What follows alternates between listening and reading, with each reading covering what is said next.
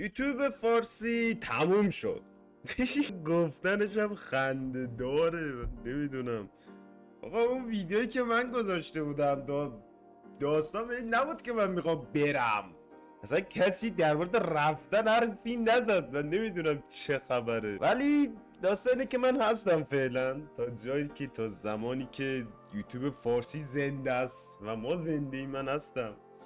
قرار نیست کسی جایی بره. من ویدیومو میذارم، فقط یه چند روز میخواستم یه استراتی بکنم، خورده مغزم بیاد سر جاش. زمانی هم کلا یوتیوب فارسی به فنا بره و من کانال انگلیسی چیزی بزنم، از این کانال نمیرم. یعنی به شما اطلاع میدم بعدش میرم. حتی اگه بتونم هم در هفته حتی یه دونه ویدیو رو میذارم اینجا. یعنی این کارم میکنم. در کل قرار نیست برم، یعنی هر اتفاق خاصی هم بیفته من هنوز هستم تو یوتیوب فارسی، چون که خیلی دشمنایی داریم که میخوان کلا یوتیوب فارسی از بین بره. میخوان یه خورده درد و دل کنم باهاتون. من تنها زندگی میکنم. خب این یک کل درآمد زندگیم از ادیت بود. ادیتور دو سه تا از یوتیوبرها هستم. میبینیم من زیاد ویدیو طولانی نمیذارم. با یه طرز فکر اشتباهی من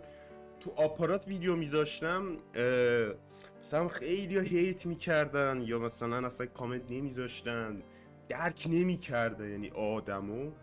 ولی تو یوتیوب یه خورده داستان فرق داره. واقعا انرژی که شما میدین، اون کامنت های مثبتی که میذاری، اصلا آدم من واقعا روزم با کامنت ها ساخته میشه. خیلی بدبختی کشیدم تو این راه، یعنی تو این راه کانتنت کریتوری استریمری خیلی بدبختی کشیدم. من 3 سال الکی تو آپارات استریم و ویدیو میذاشتم که تاش هیچی نشد.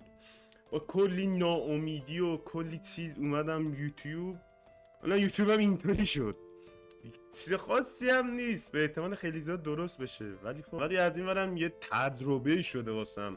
کلی رفیق فیک و نمیدونم. من دوستان یه استریمری بود، من 2 سال همیشه تو استریمش بودم، همیشه حمایتش میکردم، نه هم از لحاظ مالی هم از لحاظ روحی، همیشه پیشش بودم.